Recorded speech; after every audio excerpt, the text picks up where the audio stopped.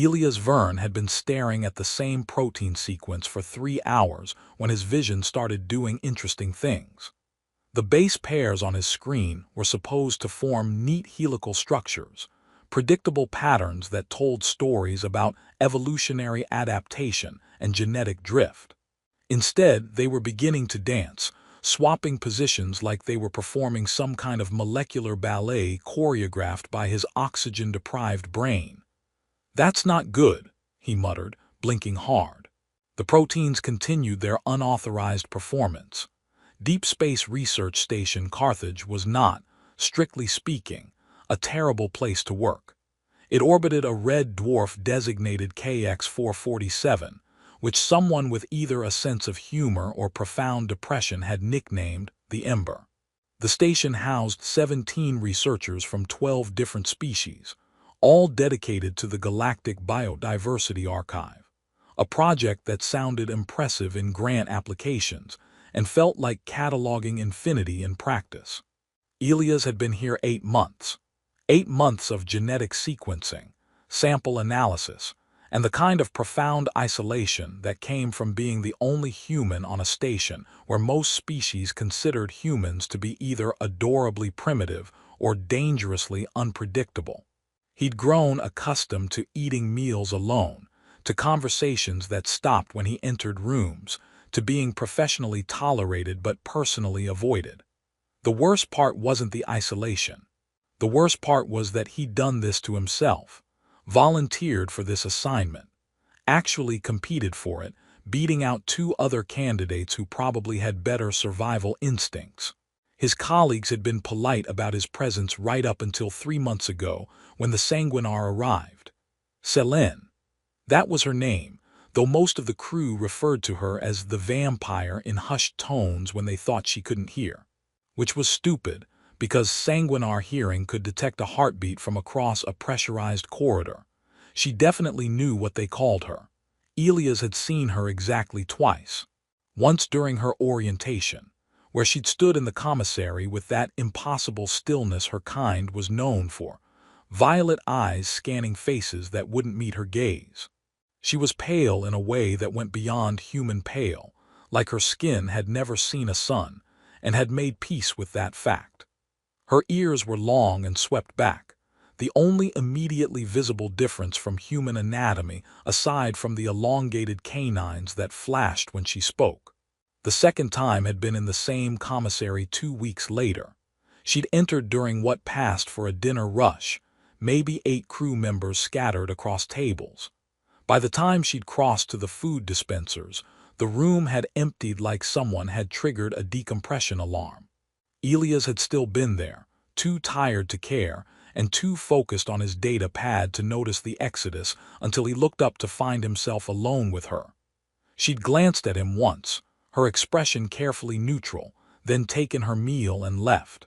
He hadn't gone out of his way to interact with her after that. Not out of fear exactly, but because he had his own problems. Like the fact that his research partner had been reassigned to a different project, leaving Elias to handle double the workload.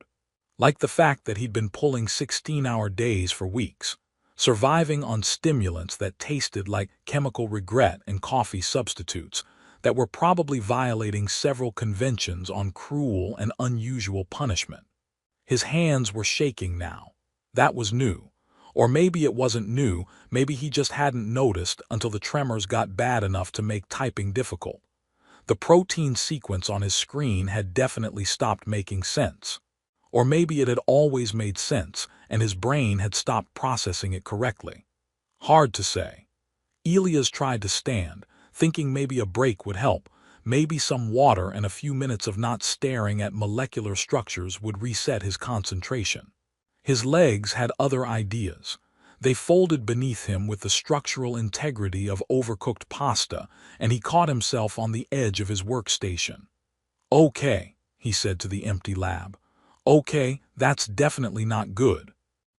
The lab didn't respond, which was probably for the best because if it had started talking back, Elias would have known he'd crossed from dangerously exhausted into medically concerning hallucination. He made it back to his chair through sheer stubbornness and the kind of muscle memory that came from months of navigating the same 3-meter space.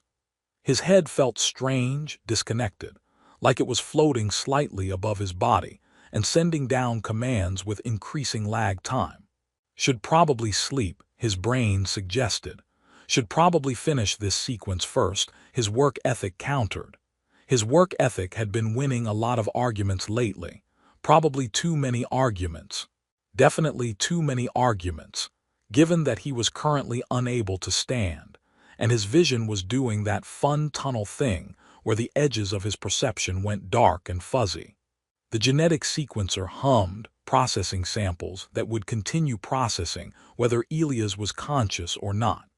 The station's environmental systems whispered through overhead vents, recycling air that tasted like metal and the faint chemical tang of hydroponics that never quite got filtered out. Elias' head drooped forward. He jerked it back up, stayed focused. The proteins were important. The research was important. The fact that he couldn't feel his fingers anymore was probably fine. His vision narrowed further. The screen became a bright point in expanding darkness, and Elias distantly recognized this as a problem he should address. His hand moved toward the comm panel, intending to call medical, but the distance between intention and action had grown strange and difficult to navigate. The screen blurred. The hum of the sequencer seemed to come from very far away. Elias' last conscious thought was that he should probably stop working. Then his head hit the desk, and the darkness that had been creeping in from the edges rushed forward to claim everything. He didn't feel the impact.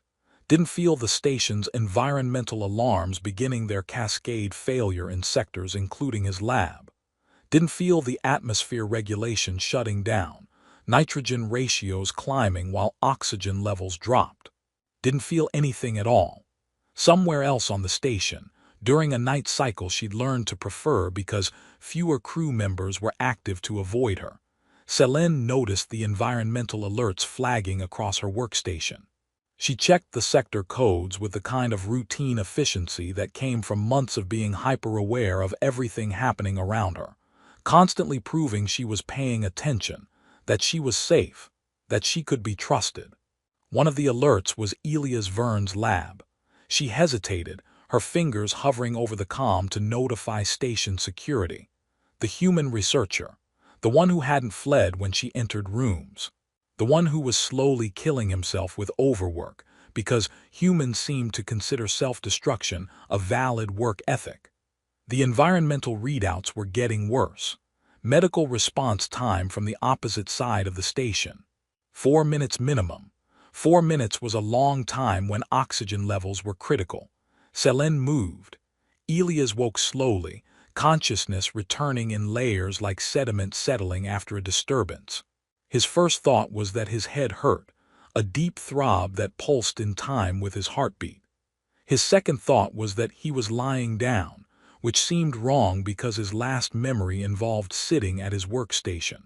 His third thought arrived with the scent, something sharp and metallic, like ozone after a lightning strike mixed with copper, and something else his brain couldn't categorize. Something cold. Something that made his hindbrain wake up much faster than the rest of him and start screaming warnings in a language older than civilization. He opened his eyes. The lighting was dim, his quarters' emergency illumination casting everything in shades of blue-gray that made the small space feel like the inside of a glacier. He was in his bunk, still wearing his lab clothes, and he had absolutely no memory of getting here. Then he saw her. Selene sat in the only chair his quarters possessed, positioned near the desk where his personal terminal glowed softly. She was perfectly still in a way that human bodies simply couldn't achieve. Not the stillness of trying not to move, but the absolute motionless quality of something that didn't need to breathe quite the same way, whose heart beat at a different rhythm, whose entire biological baseline operated on different principles. Her eyes caught the low light and reflected it back, a soft violet luminescence that reminded Elias of bioluminescent organisms he'd studied, beautiful and deeply other. She was watching him with an expression he couldn't parse, her pale face composed, her long ears slightly tilted forward in what his cultural database weakly suggested might indicate attention. The inhibitor band on her wrist glowed with a soft pulse, steady and constant, a legal requirement, a technological leash that suppressed the more dangerous aspects of sanguinar biology. Suppressors for the pheromones that could influence prey, limiters for the enhanced strength that made them apex predators, reminders always of what they were capable of. For a moment, Elia's conscious mind simply stopped working. Every primal instinct in his nervous system fired at once: predator, danger, threat, run. His heart rate spiked so fast he felt dizzy, his mouth going dry as adrenaline flooded his system. Selene didn't move, didn't blink. Just sat there, watching him with those luminous eyes, her hands folded carefully in her lap. Elias tried to speak, managed to produce something between a croak and a wheeze that might have been, "What?" before his voice gave out entirely. "I waited for you to wake up," Selene said. Her voice was wrong in the way all sanguinar voices were wrong, carrying harmonics that human vocal cords couldn't produce, frequencies that resonated in Elia's chest cavity and made his teeth ache slightly. Not unpleasant exactly, but deeply unsettling in its otherness. The words themselves took longer to process than they should have. Waited, for him, to wake up. How long had she been sitting there? Elias' hand moved instinctively toward the emergency comm panel on his bedside table, the big red button that would flood his quarters with security and probably get someone killed in the resulting panic. His fingers were shaking badly enough that he nearly missed it. Selene's eyes tracked the movement. Of course they did. Her kind could detect a pulse shift from across a room, could hear blood moving through veins, could sense fear in 1,000 subtle biological markers that humans broadcast like emergency beacons. But she didn't react beyond a slight tilt of her head, a gesture that might have been acknowledgement or might have been something like sadness. "You are afraid," she observed. Not a question, a statement of fact. "You're in my quarters," Elias managed, his voice still rough. I don't remember." "No," Selene agreed. "You would not. You were unconscious when I brought you here. Your cognitive function was severely impaired even before you lost consciousness entirely." Elias' brain was struggling to catch up, thoughts moving through fog. Unconscious. She'd brought him here. How long ago? Why was she still here? His hand was still hovering over the comm panel. "I am not going to harm you," Selene said quietly. "If I intended harm, you would already be harmed. I have been sitting here for 17 hours. I could have done many things in 17 hours. I chose to do none of them." 17 hours. The number hit Elias like a physical blow. 17 hours she'd been sitting there, watching him sleep, close enough to. His mind shied away from completing that thought. "Why?" he asked, and the word came out as barely a whisper. Selene was quiet for a moment, her expression shifting through configurations that Elias' exhausted brain couldn't interpret. Finally, she said, "Because you needed someone to wait, and I was the only one who noticed you were dying." The matter-of-fact delivery of that statement somehow made it worse. Dying. He'd been dying. "The environmental systems," Selene continued when Elias didn't respond, "experienced cascade failure beginning in your laboratory sector. Atmosphere regulation failed. Nitrogen-oxygen ratios became dangerous. You had been exposed to hypoxic conditions for approximately 40 minutes before I found you." 40 minutes. Elias' xenobiology training supplied the information his conscious mind didn't want to process. 40 minutes of oxygen deprivation should have killed him, or at minimum caused severe, permanent neurological damage. "I don't understand," he said. His voice was getting steadier, fear giving way to confusion. "I should be dead or severely impaired, yes," Selene agreed. "You are neither because I stabilized your immediate environment, provided supplemental oxygen, and monitored your vital signs until station medical systems could be restored." She gestured toward his desk, where Elias now noticed a portable medical scanner he definitely hadn't left there. Your recovery has been acceptable. Elevated stress markers, evidence of chronic exhaustion and stimulant overuse, but no permanent damage. Elias stared at her, at this being that everyone on the station avoided like a biological hazard, who had apparently saved his life, and then sat watching him for 17 hours. You could have just called medical, he said. Medical response time from the opposite side of the station was estimated at 4.3 minutes, Selene replied. Your brain was being deprived of oxygen. 4 minutes would have been too long, so I went myself. You could have, Elias started, then stopped, the words tangling in his throat. Yes, Selene said, and now there was definitely something in her expression, something that looked like pain or exhaustion or both. I could have. The unfinished sentence hung between them, heavy with implications that Elias' brain was only beginning to process.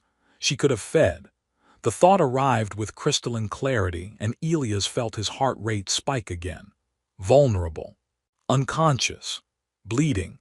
He touched his head gently and found a small bandage near his temple where he must have hit the desk. Bleeding and helpless and alone with a predator whose biology was designed for exactly this scenario. His hand drifted back toward the comm panel. I understand your fear, Selene said. It is rational, given what you know of my kind, given what the galaxy believes about us. She paused, but I would ask you to consider. If I intended to harm you, would I have waited for you to wake? Would I have spent 17 hours ensuring your recovery? Elias' fingers hovered over the comm panel, trembling slightly. His rational mind was engaged in pitched battle with every survival instinct evolution had given him. The rational side was pointing out that she had a point. If she'd wanted to hurt him, he'd already be hurt. The survival side was screaming that predators sometimes played with their food. I need you to understand something, Selene said, and her voice was softer now, almost gentle. For my kind, this situation, being alone with an unconscious being whose blood I can smell, whose heartbeat I can hear, whose vulnerability is absolute, this is not temptation. It is trial. Elias lowered his hand slightly, not touching the comm but not moving away from it either. Trial. Every moment is choice, Selene said. The galaxy sees Sanguinar as predators barely restrained by law and technology. They see the inhibitor bands and believe that without them, we would be monsters. But the inhibitor does not control my choices. It only limits my physical capabilities. My choices remain my own. She lifted her wrist, showing the pulsing band. Elias noticed for the first time that it was pulsing faster than it should be, the rhythm irregular in a way that his xenobiology training flagged as significant. The band monitors physiological responses, Selene explained. Heart rate, hormone levels, neural activity associated with predatory instinct. Right now, it is pulsing rapidly because I am exerting significant control. Because every biological imperative I possess is suggesting that you are vulnerable, available, that your blood carries markers of exhaustion and chemical stress that make it. She paused, searching for a word, appealing. Elias felt his mouth go dry. That's not making me feel safer. No, Selene agreed. I imagine not. But I am telling you this because you deserve honesty. You deserve to know that sitting here for 17 hours was not easy. That watching you sleep while your heartbeat called to instincts older than civilization was not simple passivity. It was active choice, moment by moment, to be something other than what biology demands. She stood slowly and Elias tensed, but she moved away from him, toward the door, putting more distance between them rather than less. I am telling you, she continued, her back to him now, because I am tired of being feared for what I might do rather than respected for what I choose not to do. The galaxy sees monsters with legal restraints. I want one person to see someone who spent 17 hours fighting her own nature because your life mattered more than my hunger. Elias stared at her back, at the way she held herself with such careful control, and something shifted in his understanding. He'd been thinking about this wrong. Everyone had been thinking about this wrong. The fear wasn't that Sanguinar were dangerous despite their restraint. The fear was that they had to show restraint at all. But restraint, choice, discipline, the decision to be more than biology demanded, wasn't that the definition of sapience, of civilization itself? 17 hours, he said quietly. 17 hours, Selene confirmed without turning, waiting for you to wake so you could make your own choices about your own existence. Because consent is not merely legal obligation for my kind. It is spiritual practice. It is how we prove to ourselves and to those who fear us that we are more than appetite.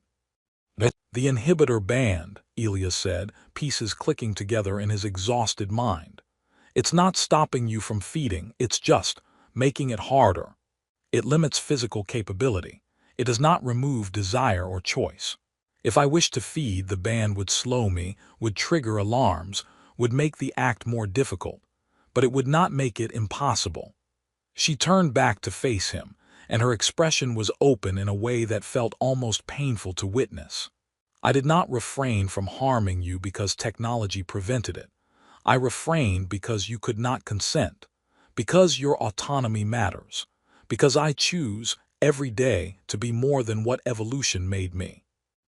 Elias looked at her, really looked, and saw exhaustion that mirrored his own.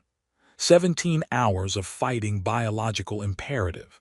17 hours of choosing, moment by moment, to let him live and sleep and recover unmolested. That wasn't predation wearing a mask. That was discipline on a level most beings never had to contemplate.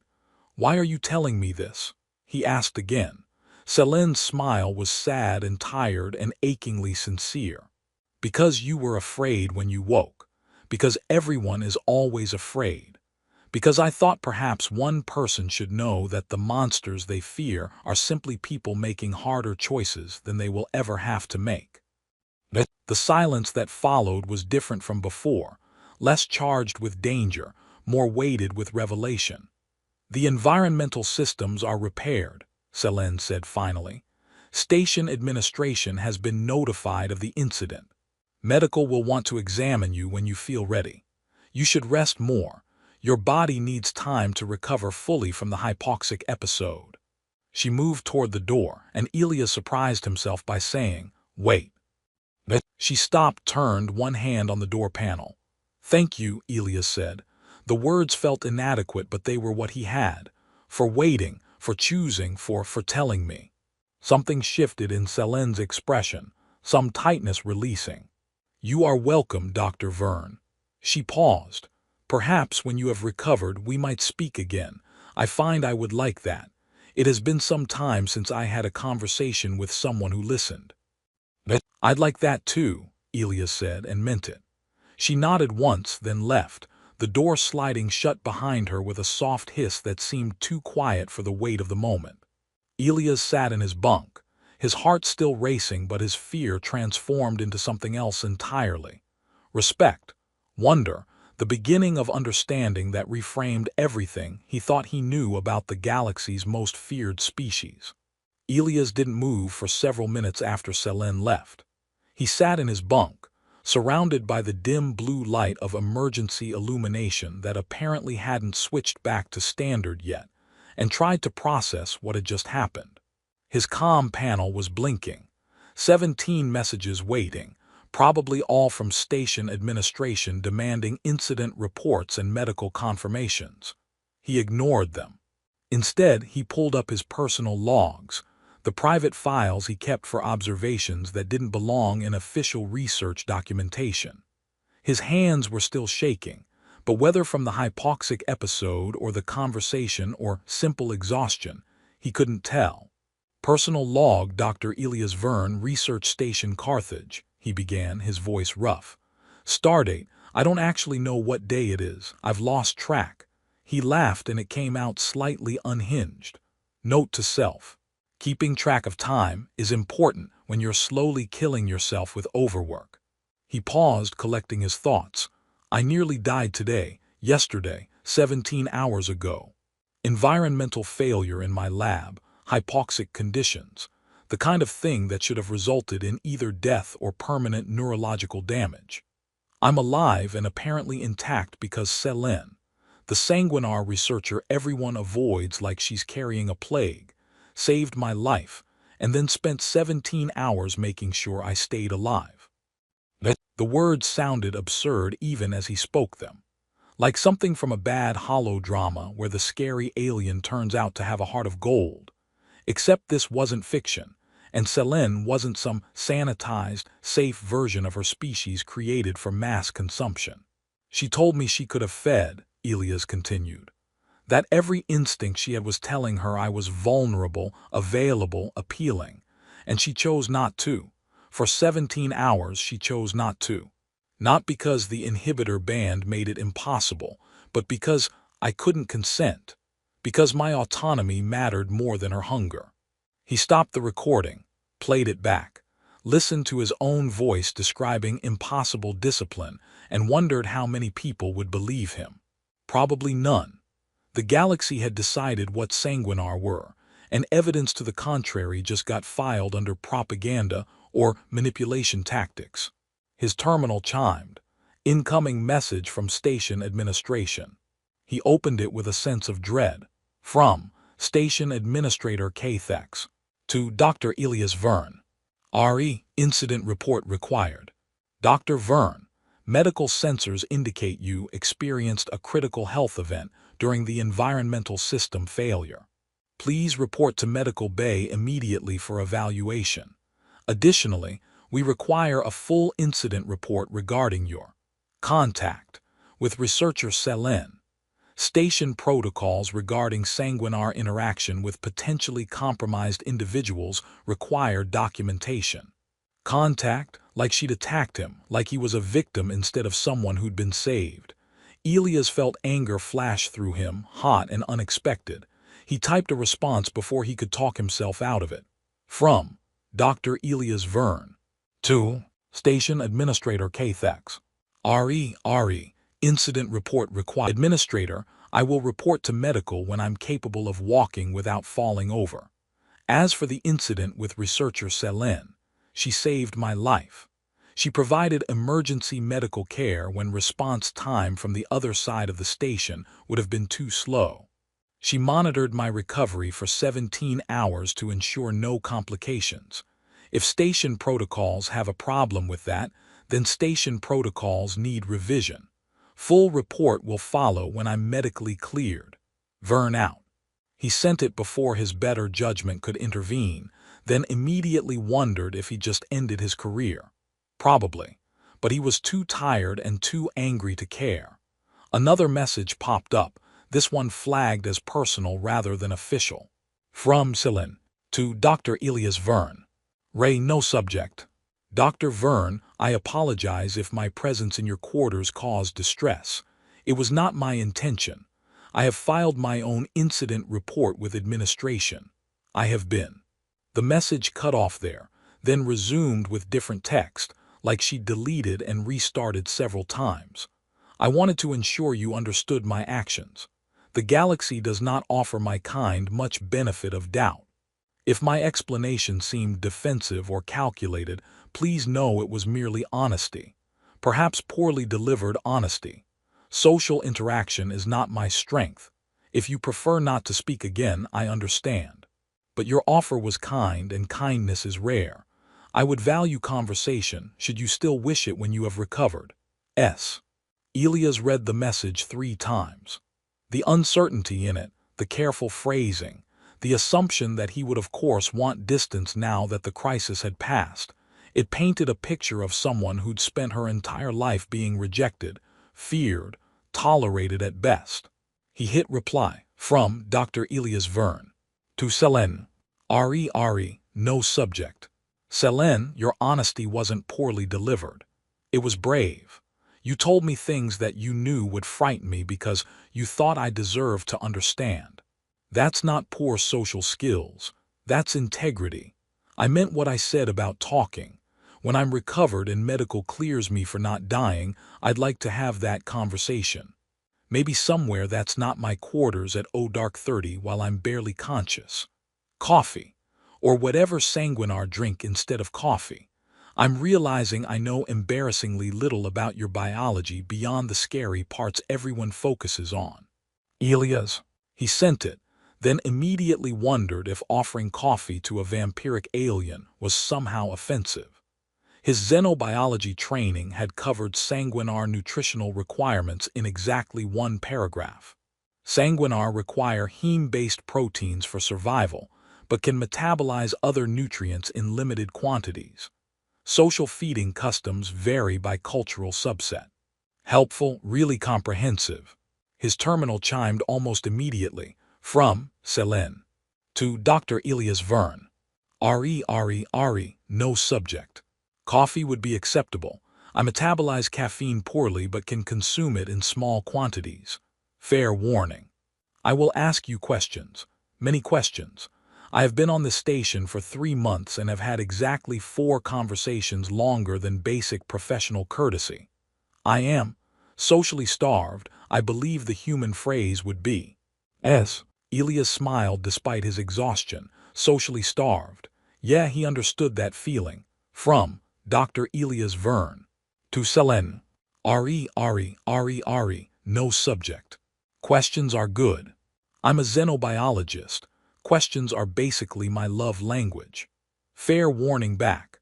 I will probably ask invasive questions about your biology because that's what I do and I have zero social filter when I'm interested in something.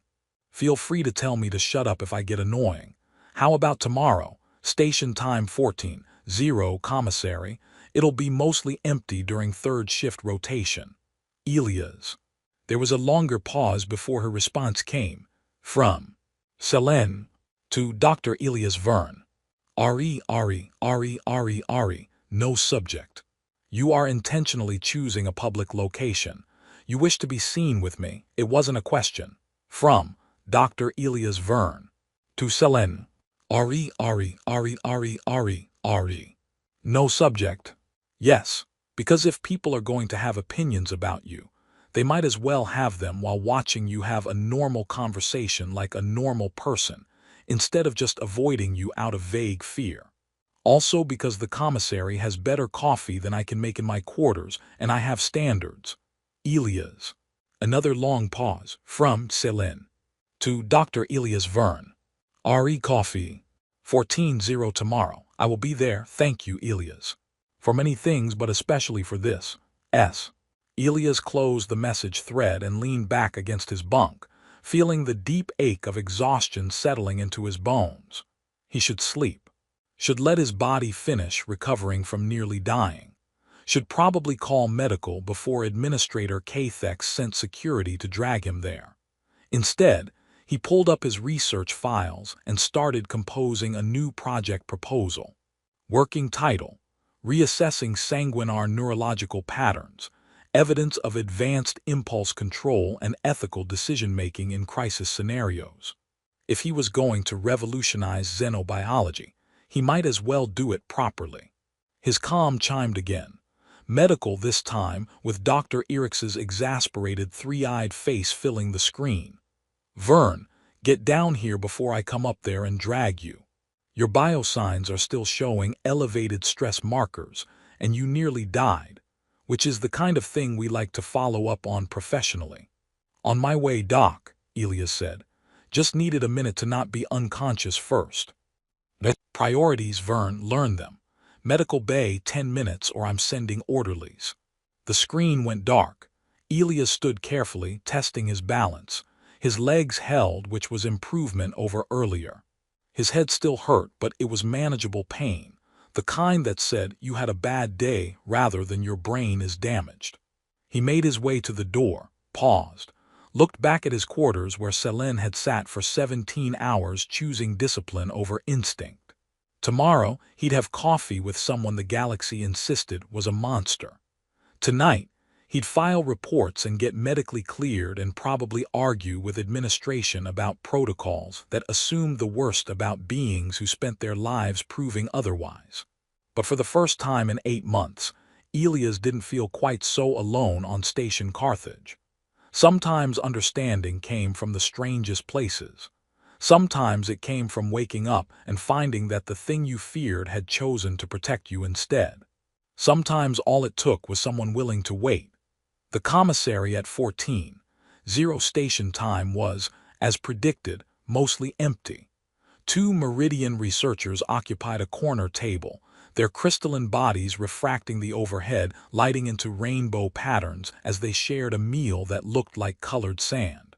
A single Kryn engineer sat alone near the viewports, methodically consuming nutrition cubes while reading something on a data pad. Elias arrived 5 minutes early with 2 coffees, one black for himself, one with minimal additives for Selene since he'd researched sanguinar caffeine metabolism and discovered it was complicated. His research had also revealed that offering food to a sanguinar was considered either deeply insulting or profoundly welcoming, depending on context, and he was desperately hoping this fell into the latter category. Selene arrived exactly on time, because apparently punctuality was a thing vampiric species took seriously. She paused in the doorway, her violet eyes scanning the room, and Elias saw the moment she registered the other occupants. Her shoulders tensed fractionally, a response so subtle that anyone not watching for it would have missed it entirely. The Meridian researchers noticed her.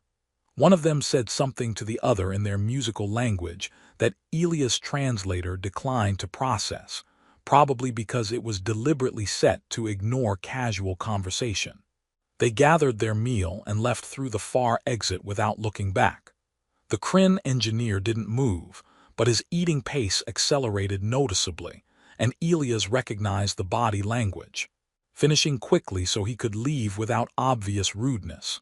Selene had gone very still in that way her kind did, watching the exodus with an expression that carefully showed nothing. "Hey," Elias called, waving her over. "Got you coffee." Fair warning, I have no idea if I made it right for sanguinar biochemistry. So if it's terrible, blame xenobiology textbooks for being uselessly vague. Selene crossed to his table, moving with that flowing grace that looked effortless but probably required incredible muscular control. She sat across from him, accepting the coffee with a small nod. "You researched appropriate beverage preparation," she observed. "I researched a lot of things last night when I should have been sleeping. Turns out most xenobiology texts spend like 3 pages on sanguinar biology, and 2 of those pages are basically, they drink blood, be afraid." Very scientific, very helpful. The corner of Selene's mouth twitched, almost a smile. Accurate summary of most academic literature on my kind. We are either predators to be feared or curiosities to be studied from safe distance. Nuance is uncommon. Yeah, I'm getting that impression. Elias sipped his coffee, winced at the temperature. "So, I have questions, probably invasive questions. Stop me if I get too annoying." I find myself curious what a xenobiologist considers invasive when his normal research involves literally dissecting organisms. Fair point. Okay, question 1. You said waiting for me was trial. How often do you have to make that kind of choice? Selene wrapped her hands around the coffee cup, and Elias noticed she wasn't drinking it, just holding it like the warmth was pleasant. "Every day," she said simply. "Multiple times per day. Every time I am in proximity to another being there is awareness. Heartbeat, blood flow, vulnerability. It is simply background noise mostly. Like how you might notice ambient sound but not consciously process it unless you choose to attend to it. But sometimes it's louder. Sometimes it is louder, yes. Injury intensifies scent. Fear accelerates heartbeat, makes blood pressure fluctuate in ways that trigger instinctive response. Unconsciousness removes the social barriers that normally dampen predatory impulse. Your situation was." She paused, searching for words, very loud. Elias processed that. "So for 17 hours, you were basically sitting next to the equivalent of someone ringing a dinner bell directly in your ear." Colorful metaphor, but essentially accurate. "That's horrifying." "It is life," Selene said with a slight shrug. Every species has burdens. Yours has tendency towards self-destructive behavior and insufficient survival instinct, apparently. Mine has hunger we must perpetually manage. Neither is ideal. Elias laughed despite himself. Okay, fair. Question 2, the inhibitor band. You said it limits capability but not choice. How does it work? Selene lifted her wrist, showing the softly pulsing band. It monitors physiological responses associated with predatory behavior. Elevated heart rate, specific hormone cascades, neural patterns consistent with hunting impulse. When it detects these patterns crossing certain thresholds, it releases targeted neurochemical suppressors and mild electrical stimulation that make predatory behavior more difficult to execute. But not impossible. No, not impossible. There are case studies. Sanguinar who have overcome inhibitor limitations through extreme effort. It is rare but possible. The band is deterrent and monitoring system, not absolute prevention.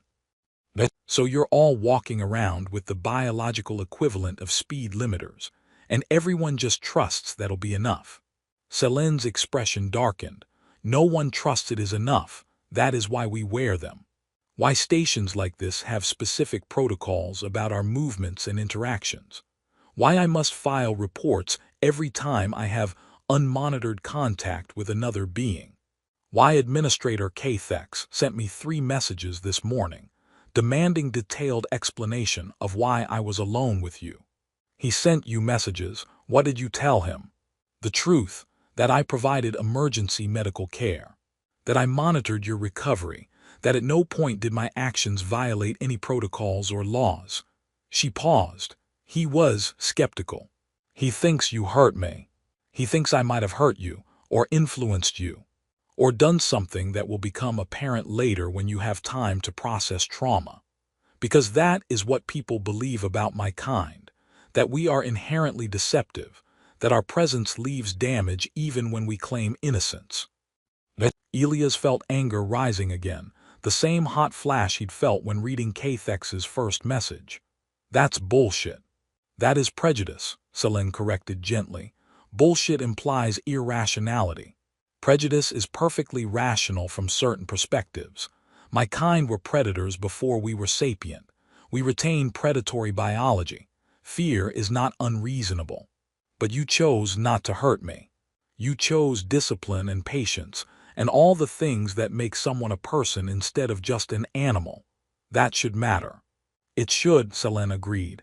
But should and does are different things. She finally sipped the coffee, made a face that Elias recognized as polite distaste. As predicted, caffeine metabolism is unpleasant, but the gesture was kind. Sorry, I can get you something else. No, the discomfort is minor and the symbolism valuable. You offered me food in a public space. You are making statement. Yeah, the statement is, I think you're a person and I'm treating you like one. Is that working? Selene glanced at the Kryn engineer, who had finished his meal and was leaving with notable haste. The commissary is now empty except for us, so perhaps not working in way you intended. Give it time. People are terrible at changing their minds quickly, but they're pretty good at changing them when presented with consistent evidence that contradicts their assumptions.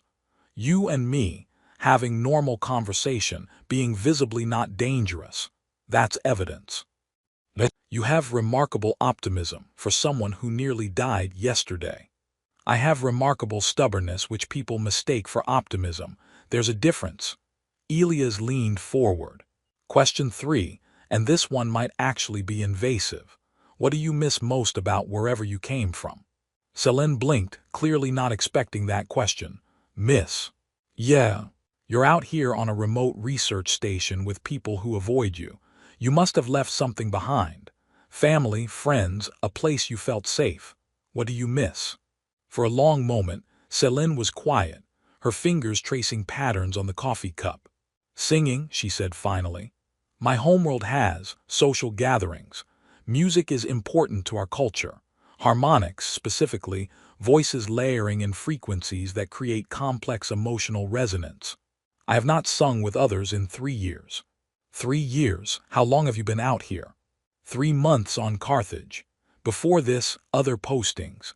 Other stations where my presence was tolerated but not welcomed. It becomes easier to simply not seek connection. That's incredibly lonely. Yes, Selene agreed simply. But loneliness is price of proving ourselves. If I remain on the frontier, doing research, contributing to galactic knowledge, maintaining perfect behavioral record, perhaps the next generation of my kind will face less suspicion. Perhaps they will be allowed to simply exist without constant monitoring. Elias felt something twist in his chest. You're sacrificing your entire social life so future sanguinar can have better treatment. We all are. Every sanguinar in frontier space, in positions of visibility, carrying the weight of representation.